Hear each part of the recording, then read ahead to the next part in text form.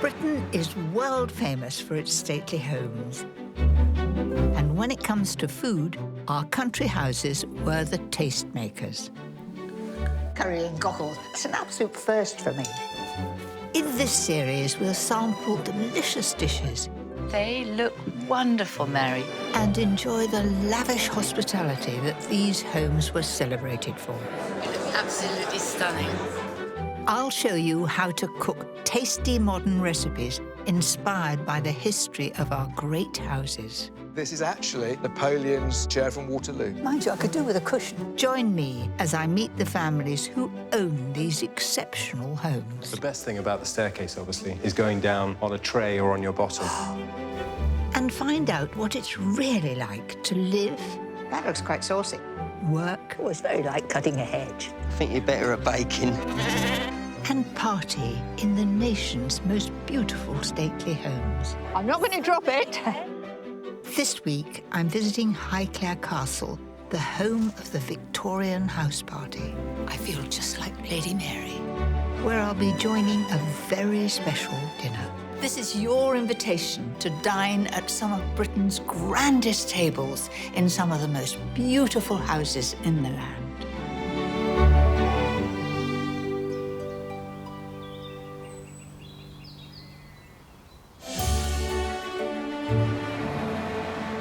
I'm in Hampshire, 60 miles west of London. I'm on my way to explore one of the most significant houses in England. It's Highclere Castle, although it's probably better known to millions of TV viewers around the world. Wow, as Downton Abbey. There it is, peeping between the trees, Highclere Castle. It is truly magnificent. For nearly 200 years, Highclere has hosted some of the most glamorous and influential weekend house parties in British high society. Now, I've been invited in too. Hello, good morning, welcome. What a glorious day. It is fantastic. It feels so familiar from watching Downton, but it's also somehow different. I'm here to find out what and who keeps a home like this going in today's world. Can I take your coat and hats? Thank you.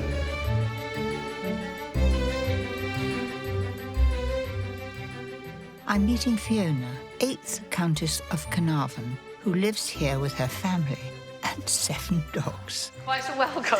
How lovely to meet you. What a treat. I am thrilled to be here. Well, thank you for coming. Hello, what a family you have. Hello, I'm you. so very This is one happy. of your puppies. This is little Evie, and she's just like a little lapdog, aren't you? She's very cuddly. Hello, Poppet. Well, you know why I love her, because I have Darcy at home, and you look as though you're first cousin. Isn't she lovely? So, how long have your family been here? Since 1679. So the family been here for sort of 350 years. And before that, it was owned by the church. People have lived here since 749 AD. So I'm looking after something which is stately and something which is a home, which matters a lot to me, and sharing it with friends and family. What is more important? And it's living in the now for something I'm trying to preserve for the future. And so, how many can you have to stay here? Hello, Poppet. Yes. I'm happy having, I suppose, about 20 people to stay. I think that's enough. I'm not a hotel. But there are 200 to 300 rooms in this house. Wow. So it's, and there are. What happens behind that gallery up there? Well, the main bedrooms and all the guest bedrooms run all around this gallery. And you can walk round down the stairs and pretend you're Lady Mary if you want to be, or some of the, illustrious guests from the past. In the Victorian era, Highclere Castle was renowned for hosting the most prestigious weekend house parties. The weekends were partly for matchmaking among the gentry, but the house parties also had a major influence on business and politics. You're very famous for your house parties. Tell me more about them. I think the weekend house parties began because this Highclere provided an environment where cabinet ministers, politicians, diplomats could sit and discuss over dinner challenging matters of the day. And, for example, The fourth Earl drafted the Canadian Constitution here, which became the Dominion of Canada on the 1st of July, 1867. It's a home that oozes history. And the fact that it's only a short distance from London no doubt allowed the more powerful guests to come and boosted the impact of the parties held here. Mary, would you like to see some more of this house? I would love to. Then let's go this way. OK, come on, chaps. Everybody come. Highclere was designed with entertaining in mind. From the grand saloon for receiving important guests, to the magnificent library, to the peaceful drawing room where the ladies retired after dinner. This is a lovely room, isn't it? Absolutely. And it's so light. The person who decorated this drawing room, Mary, was Almina, and she's one of the most important figures in Highclere's history. So there's a photograph of her when I think she was round about 19. And she was the illegitimate daughter of Alfred de Rothschild. She was his only daughter. He adored her. So when she married the 5th Earl of Carnarvon, with whom she was madly in love, he gave her a dowry with some £500,000, which in those days was such a lot of money, perhaps £60 million in today's terms. That'll do a lot of restoration and building and whatever, wouldn't it? The 5th Earl married an heiress. Jolly useful thing to do. In the 19th century, Highclere was the house to be invited to. I'm told that Benjamin Disraeli, soon to be Prime Minister, and even Prince Bertie, the future king, have parted here. But entertaining on that scale required more than beautiful rooms. It required staff.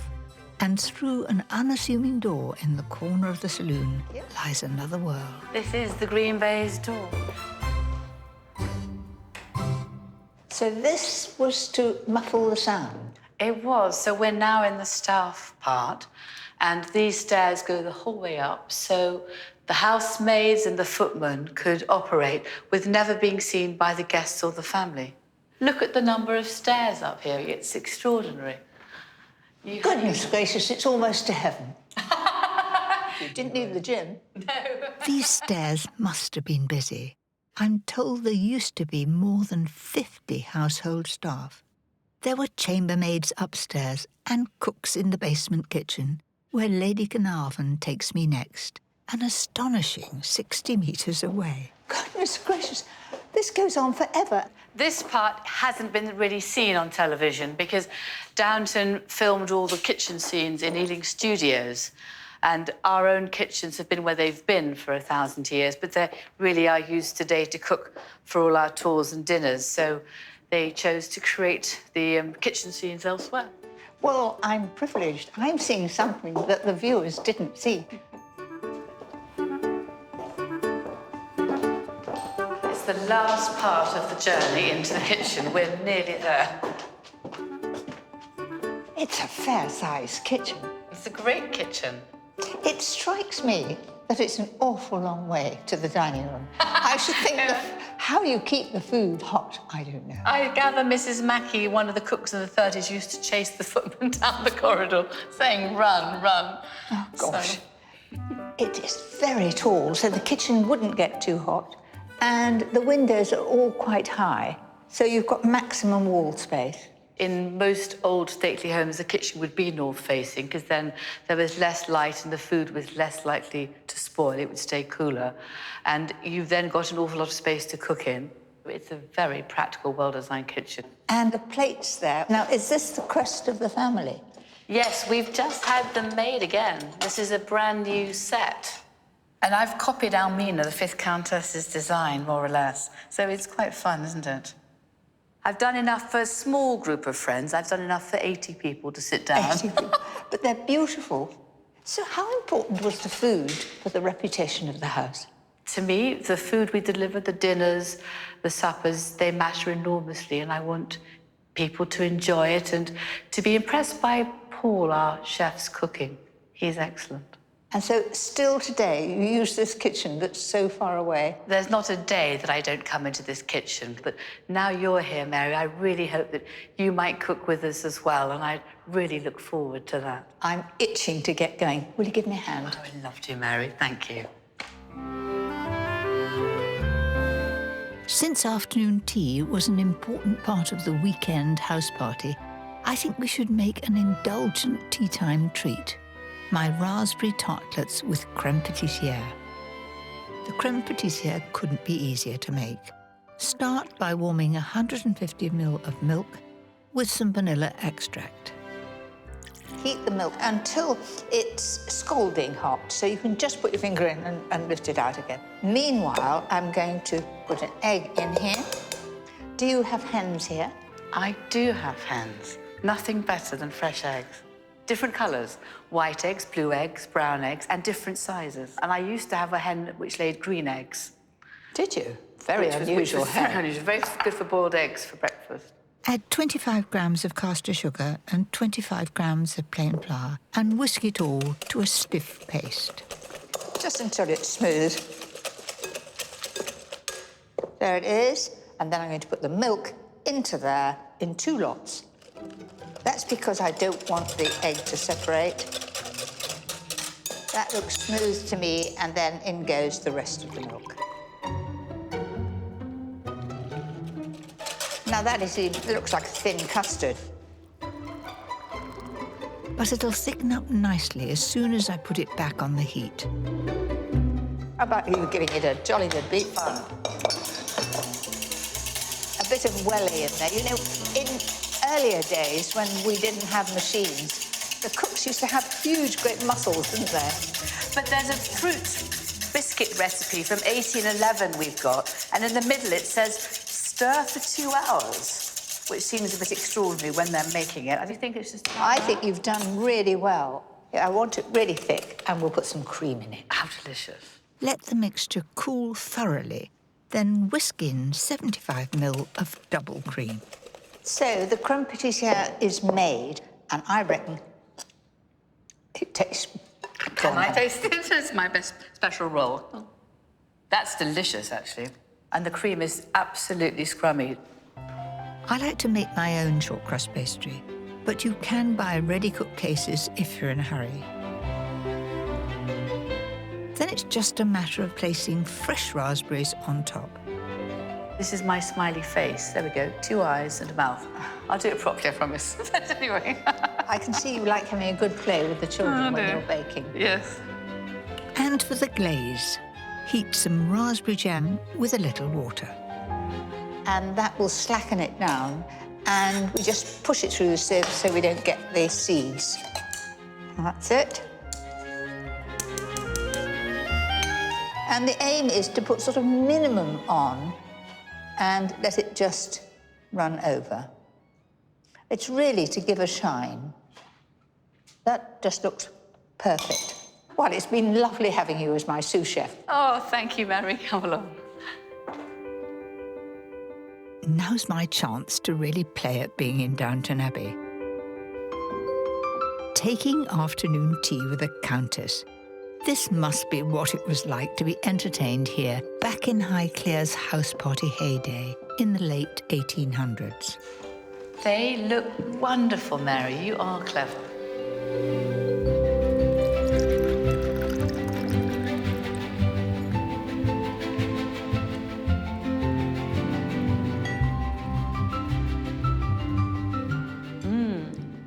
That's delicious.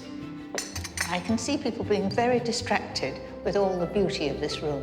Well, it's quite a French room, isn't it, with all the gold, so it's rather beautiful. And the views. Who else has got a backdrop of the wonderful folly at the back? know. It is beautiful, isn't it? You know, I think people might imagine, being a countess, that every day you sit down and have tea and you have Lewis serving you, even if nobody's about. Is that so? Certainly not.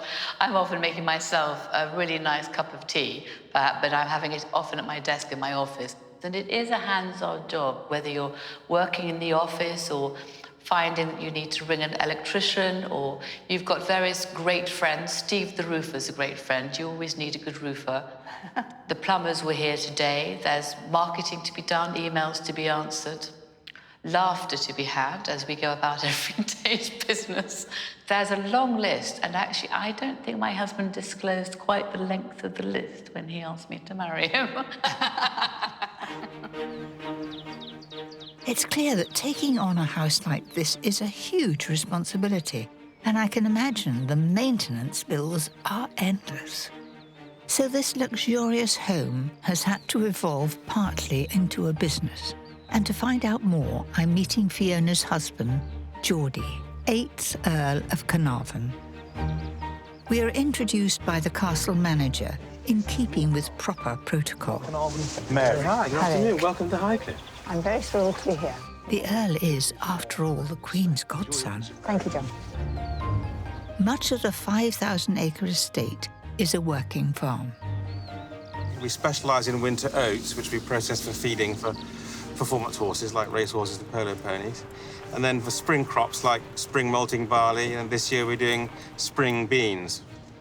And you have masses of sheep. How many have you? Well, we have about 1,600 ewes, and there'll be about 2,500 lambs. And nowadays, we very much use the sheep to help control all this very big area of grassland we have in the park here.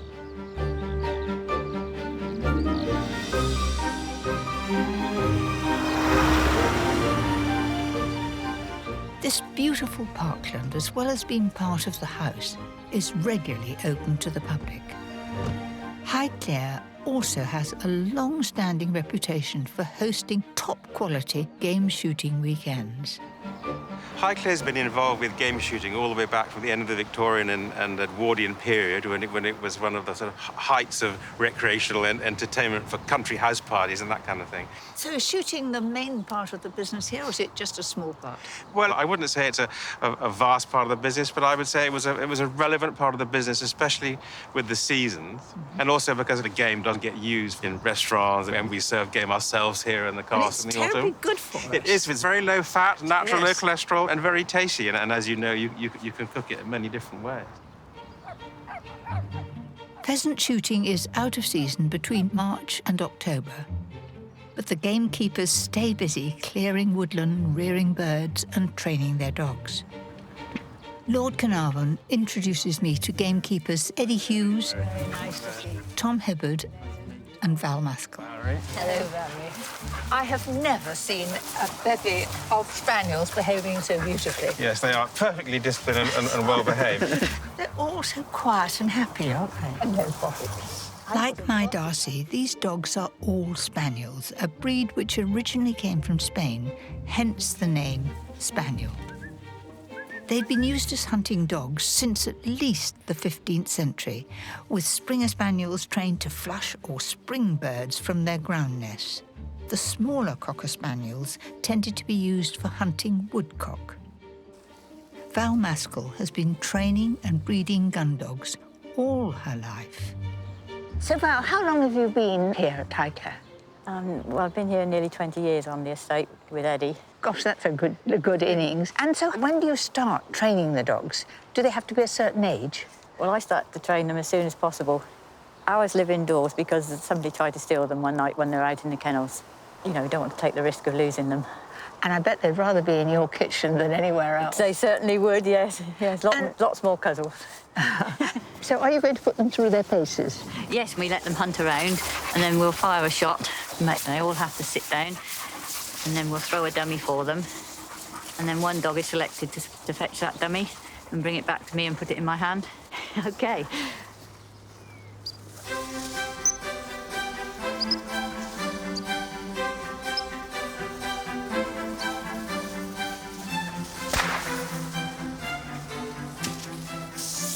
White.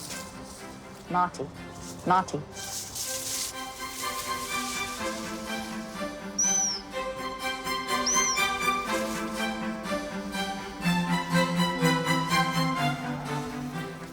Oh, you clever boy. Good boy.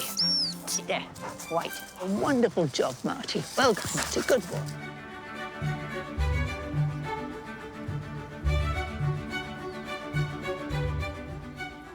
Spending time with the gamekeepers has given me an idea for a recipe.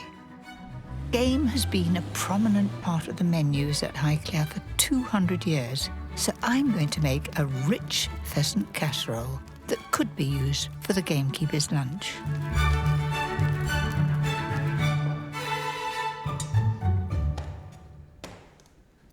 First of all, I'm using a big pan, and I'm going to make sure that it's hot before I fry all the meat. So I'm just turning that up, and I've got a brace of pheasants here. I've got prime birds. Put a little bit of oil in the bottom, just enough to cover the base.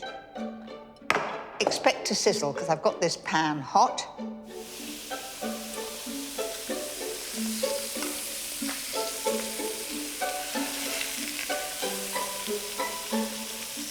Keep turning and just get them brown. It'll all add to the flavour. Once the meat is browned, put it to one side. Then in the same pan, fry the bacon. I'm using smoked for extra flavour, along with roughly chopped onion and celery. In goes the celery. So again, keep that stirring all the time. And when it's all very, very hot, I'll add the flour. Sprinkle that in. And it's important to make sure every bit is covered in the flour. Don't worry about that deep golden brown at the bottom. That will all come up when I add the stock. I'm using pheasant stock, but you can use chicken if you prefer. And you could use cider, although I find cloudy apple juice gives it a warmer, fuller flavour. Right, we need a little bit of Worcester sauce. That just sharpens it up. Little red currant jelly. Any fruit jelly will do, just whichever one you've got in the cupboard. Doesn't really matter. Add seasoning and fresh bay leaves. There they are. Then I'm going to tip all the meat in there. Now, that is quite a good colour, but it's a little bit grey, so I'm going to do a little bit of gravy browning. Just a dash. Go easy on it because it's quite dark, and it's just caramel colouring. And that really does look rich and good. Then it needs simmering on a low heat for around 1.5 to 2 hours, or until really tender. Mushrooms go in for the last half hour so they stay firm. Then it's ready for the gamekeepers. I'm serving it simply with green veg and mash to let the pheasant flavour shine. I hope you're starving, because I've been toiling away all morning and I want you to eat it all. Right, can you take a look? It's blooming hot. There we are, Val. Yeah, I know you went without breakfast this morning, so you must be starving.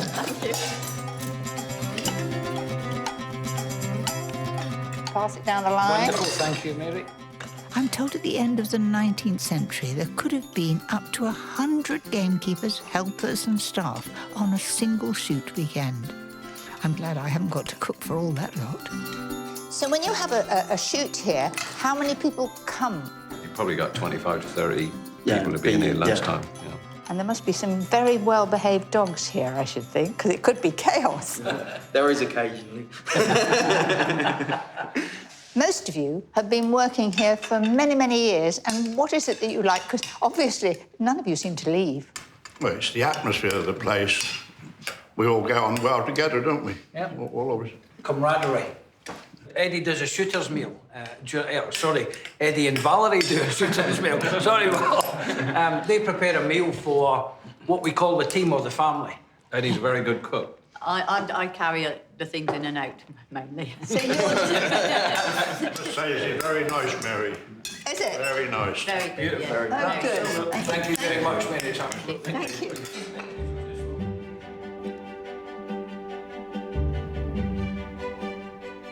The top-class shoots were a key feature of the weekend house parties that made Highclere such an influential and sought-after place to visit. And it was the 5th Countess, the young Lady Almina, who, just months into her new life here, had to host perhaps the most influential guest of all. Her father wanted to make sure that she was fully accepted into high society, and he arranged for the Prince of Wales, His Royal Highness the Prince of Wales, who was going to become later Edward VII, to come and stay at Highclere. So it was an extraordinary, extravagant 3-day party and shoot. That's what she was in charge of at just 19.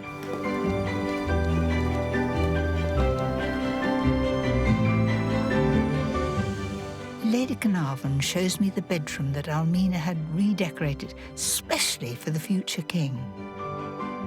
All in red, very royal. So these are the original silk wall hangings from 1895.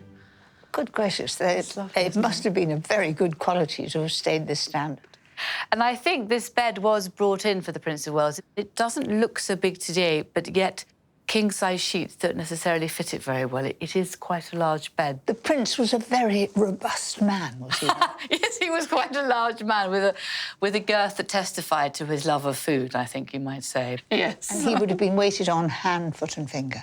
Completely. He demanded the best. So the best bedrooms, the best decorations, the best food, champagne, wine. So if you had him to stay quite often or longer than a weekend, you know, you could find yourself dipping deep into your pockets to try to pay for it all. Luckily, with Almina's huge wealth, she was able to go to town for this very special weekend house party. Delving deep into the family's private archives reveals what it takes to entertain a demanding 44-year-old prince. Mary was so lucky to have this account book of special entertainments with HRH, the Prince of Wales, December 1895. It just shows you the quantity of foods, of provisions, the amount of decorating, refurbishment that was done, the carpets, the hire of marquees. It's just endless. I mean, I think in today's terms, Almina spent about £500,000 on entertaining the Prince of Wales for 3 days. All for just one weekend. Which was just 2 evenings, if you think about it. And then he was on the train again. Have you any idea what was actually served on the main evening dinner? So from my research from this particular weekend, I've constructed what I think is a very likely selection of dishes. The Prince of Wales was very keen on oysters. It was a very good, safe starting point. There were always 2 soups, a thin soup and a thicker soup, so consommé, clare and coquelicci. The soups were followed by 6 further courses, served one after the other, as was the new fashion. There could have been more than 20 different dishes. Finally ending with a buffet. A buffet? I bet there were some good leftovers. Yes, I think the staff must have ate well. And of course, the Prince of Wales then had a small buffet up in his bedroom in case he became hungry during the evening.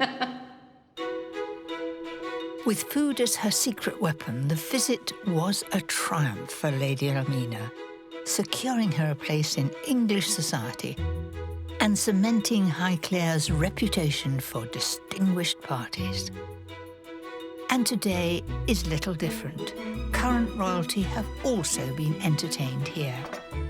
Lady Carnarvon is inviting a few friends to a house party. I've been asked to join them, and also to suggest a recipe to serve at the main dinner. All this talk of royalty makes me think of the perfect dish.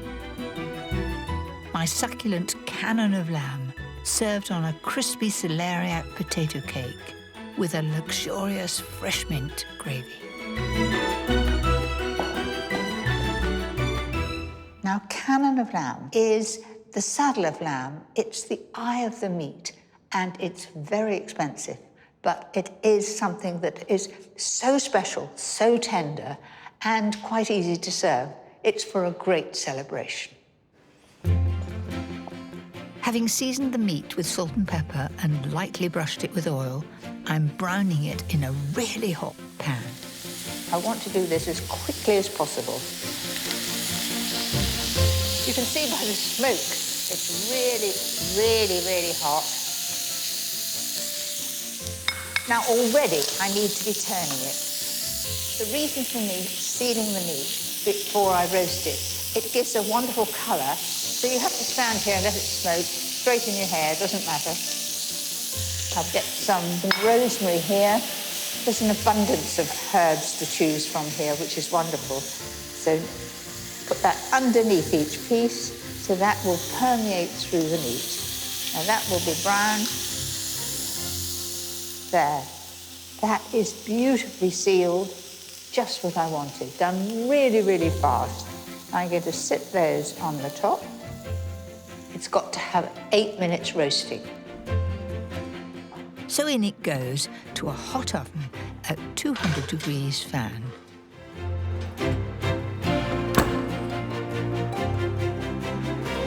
To go with that very glamorous cannon of lamb, I decided to make potato cakes, but with a difference, with celeriac. The two flavours go very well together. So you need 350 grams of potatoes and 250 grams of celeriac. I've grated the potato and the celeriac using the coarse grater, put it in a tea towel to get every little bit of wet out of it. This is something that's got to be done at the last minute, otherwise the celeriac goes brown. So salt and pepper. Divide the grated veg into equal-sized piles and squash them down to make patties. You've got to be firm and you've got to use force, and it will begin to stick together. That's it. It's the starch in the potato which is holding it all together. Then they're ready for frying. But make sure your pan is nowhere near as hot as it was for the lamb. Notice how I'm pushing the sides in so they don't all join up. And good news, you can make these ahead and reheat them. Fry them until golden brown on each side. Cook them too quickly and you'll find that they will burn underneath and it won't be done in the middle. So I've turned the heat down. I'm doing them very, very gently.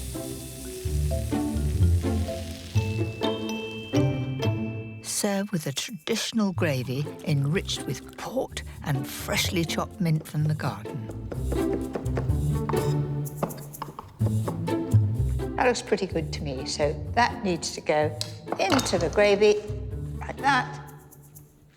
I'm going to taste it and see that it really is sheer perfection to serve with that lamb.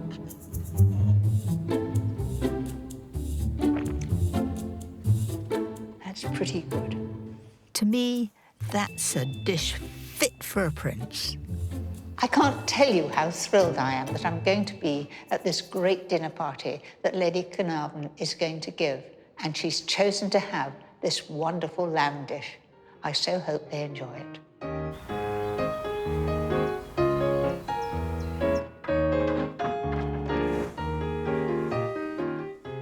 Whether the guests are visiting royalty, weekend house guests, or paying public, the rooms here have to be kept in first-rate condition.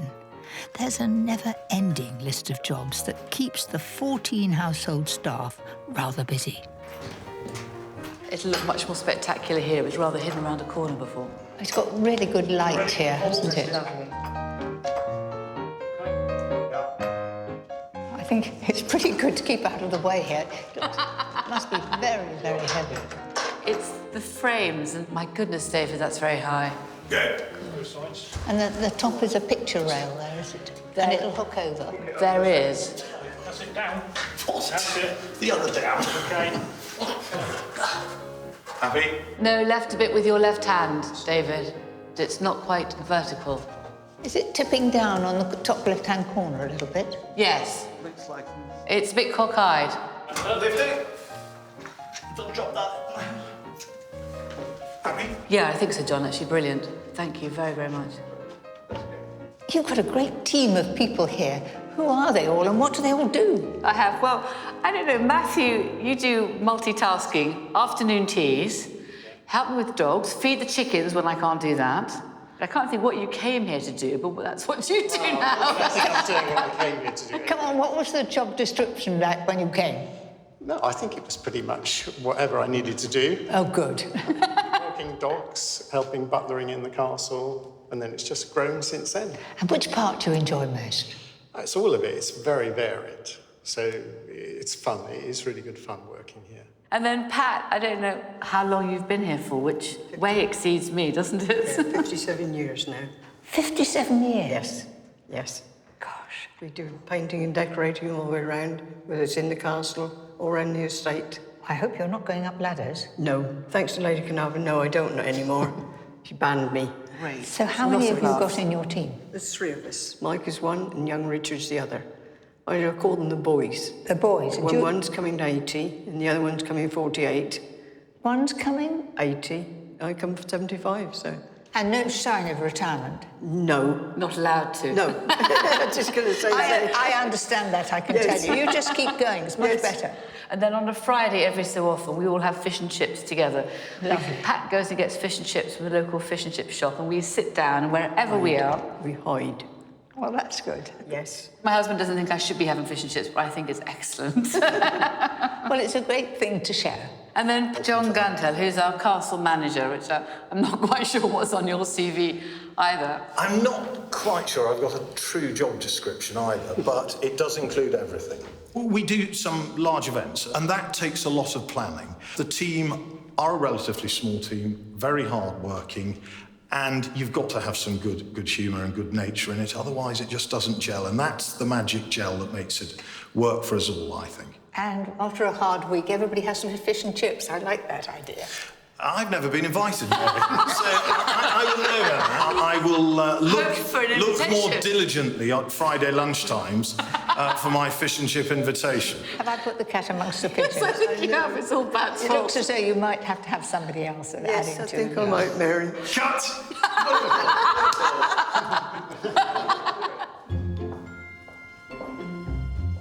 Now, there's one more member of the team I really must meet. Paul Brooke-Taylor cooks for the family as well as for public events. Right place, right time? Absolutely. Lovely to meet you. You too, Mary. Thank you. So how did you come to get here? I was in a very big hotel corporation chain, and I found that as soon as you become head chef, you stop cooking. I wanted to get my hands dirty. I wanted to cook. But no, 9 years ago, it's flown by, to be honest. So you got the job? I did, yeah. I took over a sleepy little castle. It was lovely. We did the odd posh wedding, and then they did a TV show here, and my life changed. What's the biggest number you have for tea? A wedding, we'll cap at 120. If it's family dining, we'll do 30. Afternoon teas, we do over 110 a day when we're open to the general public. I mean, you're 2 chefs now. Going back 100 years ago, how many would have been in here? I have this conversation with Lord Carnarvon a lot. I've got to be honest, his team back then was a lot bigger, but it was 1 chef per job. I think now it's a case that we have more equipment, we have better ovens. It's not such manual labour. And it was a totally different environment. This house has had to change to match today's society and make some money. Opening the house to the public is a relatively recent change, but the Carnarvon family have been in the public eye throughout their history. None more so, perhaps, than Lord Carnarvon's great-grandfather, George Herbert, the 5th Earl. He was an early pioneer in travel photography. And there's that rather wonderful drawing of him with his lucky hat on and his cigarette in his right hand. Oh, how lovely. What I like is the lucky hat. Wow. It's looking pretty worn and dented. So that portrait does have a touch of Indiana Jones about it, but you can see the extraordinary character of the man. He was the late Victorian Edwardian eccentric adventurer. One great friend of his and a regular visitor here was the famed archaeologist Howard Carter.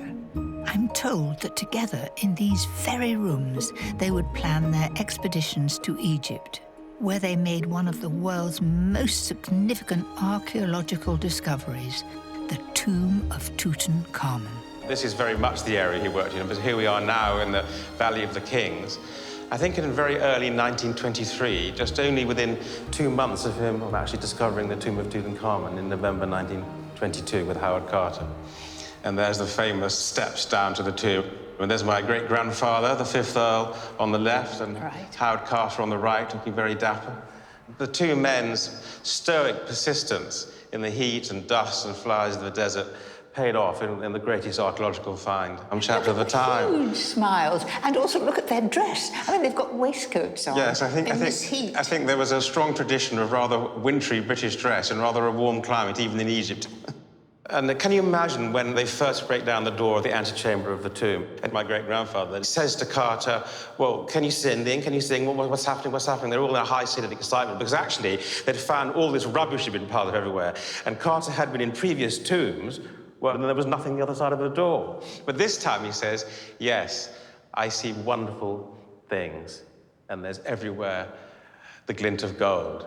Well, I shall not forget the look on their faces. I mean, it's magical, isn't it? No, the whole thing is, it was such a time of such excitement, and it was such bad luck for my great-grandfather that he didn't live to see so many of the wonderful objects that finally came out of the tomb.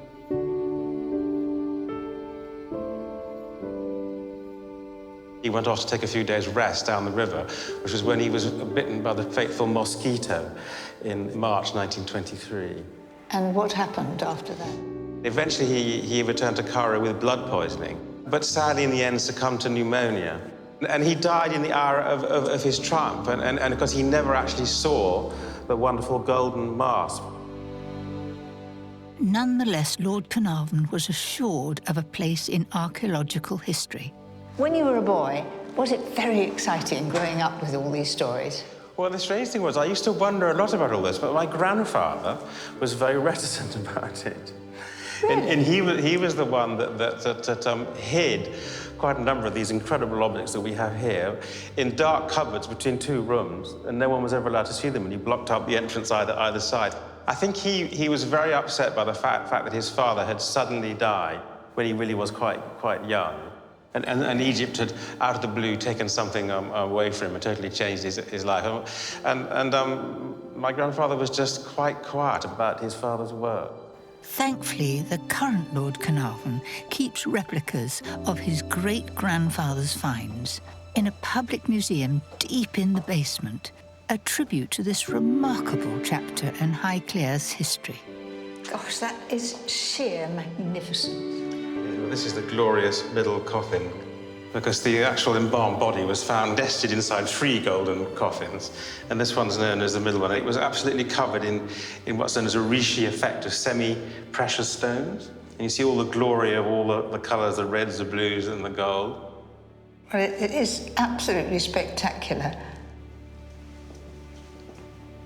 Wow. There it is. I know it's a replica, but isn't it magnificent? It's an extraordinary replica to scale of the real golden mask. And this weighs around about 11 kilos, and it's an extraordinary amount of gold and one beautiful artistic object of the face of the boy king. Remember, he died when he was only about 19 or so. It's so beautiful and gentle, the actual features. Yes, they really are extraordinary. It's one of the world's greatest objects.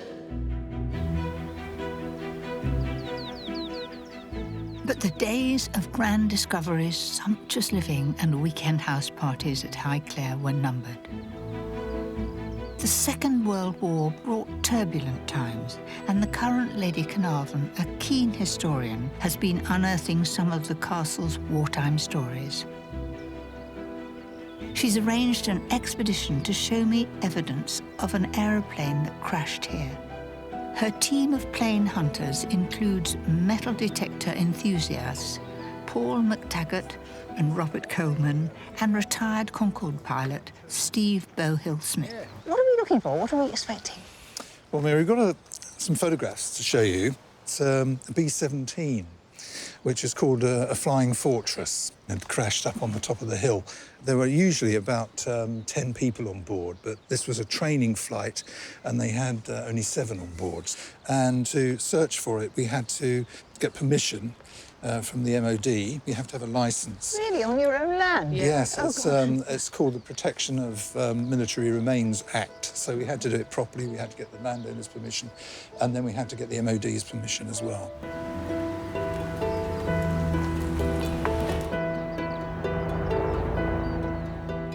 I'm told the main bulk of the American plane was recovered a few days after the crash.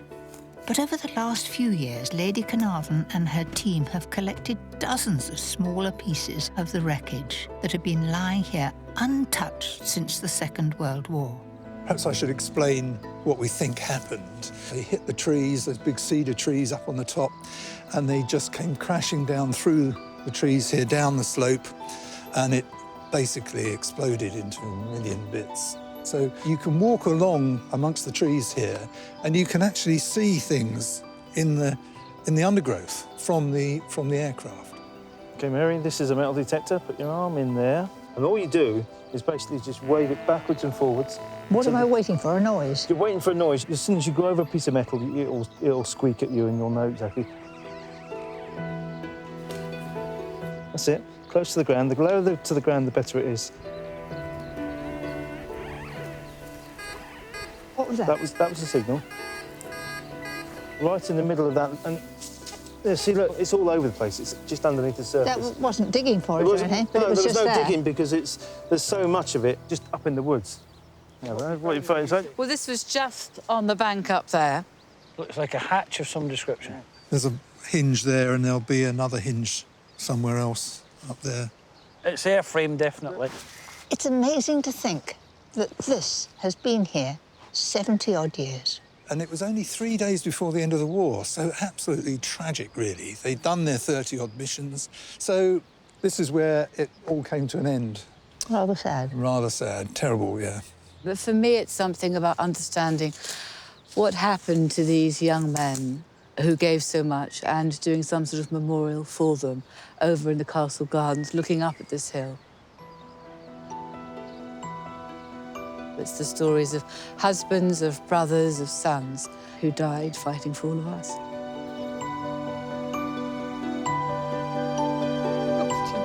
We're heading to one of Highclare's follies, known as Heaven's Gate. It was built over 250 years ago by the current Earl's great-great-great-great-great-great-great-uncle. With truly breathtaking views over the estate, it's a fitting place to reflect on the changing fortunes of Highclere since the Second World War. What was the impact of the war on Highclere? Highclere was commandeered by the Ministry of Health, and it became home for evacuee children. So suddenly there were between 25 and 50 tiny children, aged 3 to 5, living on the top floor of the castle throughout the war with their teachers, nursing assistants. So the chef, therefore, was now cooking for 80 people a day, breakfast, lunch, and high tea for the children. It was a time of hardship. You had to really look after the food you were growing. Nothing was wasted. I mean, the vegetable garden here, the kitchen garden, was invaluable because it was very successful, and it not only supplied the castle and the children, but it could also supply beyond that as well. After the war, things changed for the great estates, is that right? It did. There was no money, no resources. Rationing still continued. It was a very tough time, so no one could afford to employ anybody either. And nor could you repair anything, because there was nothing to repair anything with. It's amazing this house survived, because I think during the 1950s, a lot of great houses of England were knocked down or destroyed. What a sadness that was. The post-war era marked a turning point for Highclare's lavish house parties. The prestigious and glamorous weekends that sparked off adventure, shaped politics, and even created a country. In order to survive and prosper in the modern world, the house had to change. It had to become more businesslike and open its doors to the public. Nonetheless, this is still a home, and Lord and Lady Carnarvon still host house parties, albeit on a smaller scale than during Almina's time. And so tonight, I will be able to witness this wonderful home in all its dinner party glory. But first, I've been asked to choose our pud. So, for the grand finale for this special dinner party, I'm going to make gooseberry and elderflower fool. It's luxurious, it's British, very, very special. It's a classic English pudding, served at country house dining tables for hundreds of years.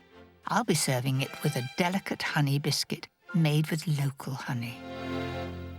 In the pan, I've got 500 grams of gooseberries, 100 grams of caster sugar, a bit less if you like it sharp, and 3 tablespoons of Lady Carnarvon's homemade elderflower cordial, though of course you could buy it.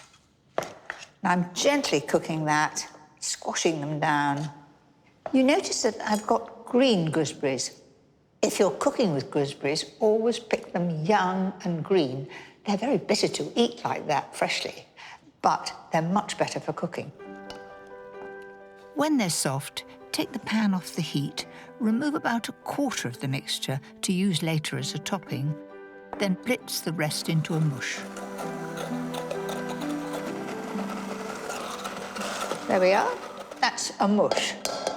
But if you put that just with the cream for a fool, you would have lots of pips which aren't very nice to eat. So that's why we're going to sieve it.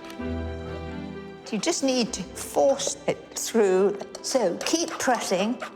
Now look at that. That is just pips, and I'll just discard it to one side. There we are. Before you can mix it with the cream to make the fool, you'll need to chill the puree in the fridge until it's nice and firm. Traditionally, you would add all double cream, but I've decided to make it a little bit sharper by adding yoghurt. And I've got 100 ml of full-fat yoghurt and 200 ml of whipped double cream. Start with pouring cream, it's easier to whip. So in it goes. Then I'm going to add the cream. So just beat that in like that, just until you've got no streaks. That's it. That looks perfect, a lovely smooth consistency, and I can smell the elderflower. Serve in elegant glasses and top with the reserved compote. And then, just to finish it, a little mint. Fresh from the garden. Don't always think of mint as being always to go with lamb. It's lovely to have on a pud. Just gives it a lift. So there you have it, our wonderful, luxurious British pud, all ready for that very special dinner party.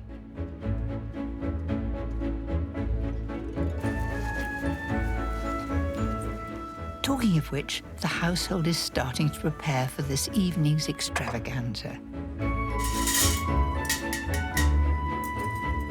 There's much to do, everything from seating plans, flower displays, to laying the table, which the butler, Luis Coelho, is in charge of. Louis, I've come to see what you're up to. How's it all going? It's going very well. I think we're pretty much set. Well, it's all looking pretty magnificent. The glasses come from Italy, and they are hand-painted in gold. They do look really special. Now, you're the butler. I am indeed. What is it like to work in a house? It's a great responsibility, and we've got a lot of standards, and we're serving like they served many years ago, so it's a tradition as well. It's looking really lovely. All that's missing are the flowers. 5 acres of gardens and greenhouses at Highclere provide a ready source of fresh flowers and plants to decorate the staterooms on special occasions. The gardens used to be tended by a team of over 20 gardeners. Nowadays, it's just Paul Barker and his team of 2 who ensure a year-round supply of floral colour. Lady Carnarvon has been arranging flowers from the garden to provide a centrepiece for the sumptuous dining table.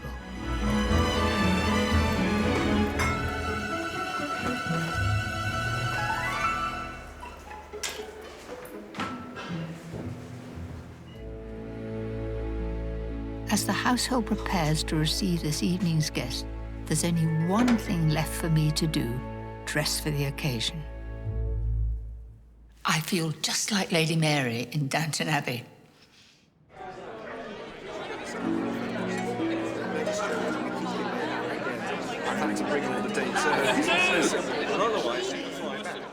At the end of the 19th century, Highclere was the epitome of luxurious entertaining.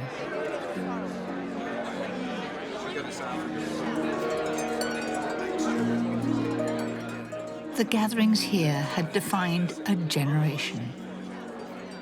The parties have evolved since then, but they still bring people together to talk, laugh, and to dine in an elegant style. Mary, you look absolutely stunning. How lovely to see you. very exciting to see the salon so alive with people. Can I offer you a drink before you go any further?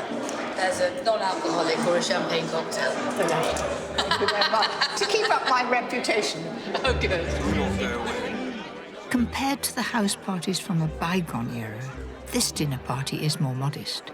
But the guest list is just as varied, including a bishop, a gardener, and a cook. As the guests are summoned into the dining room, we're reminded of the special history of this house. The place names are written in Egyptian hieroglyphs. Gracious me. Can explain right to left. Meanwhile, Chef Paul and his team have been cooking in the distant kitchens. You got half a lemon there, Rob? Then they whiz the cooked food along the long corridor to a plating room near the dining room. That's Paul's secret to serving my cannon of lamb while it's really piping hot. Ready, Josh? Let's go. It's like a military operation.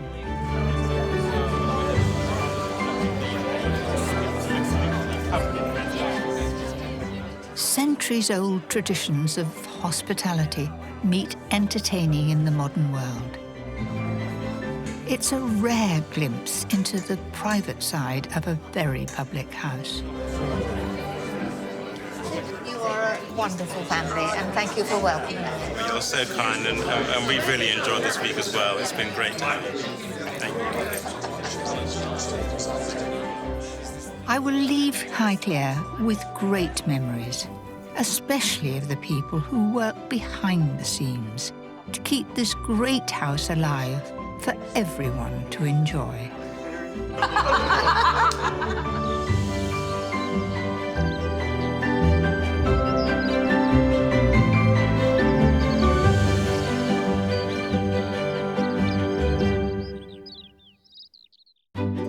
Next time, I visit Scone Palace, Scotland's crowning glory. They were crowned on this very stone. I'll cook up a feast fit for royalty. I reckon you might have topped the chart with that. And get a taste of the sport of kings. Look! I'm reeling with excitement for my Highland adventure.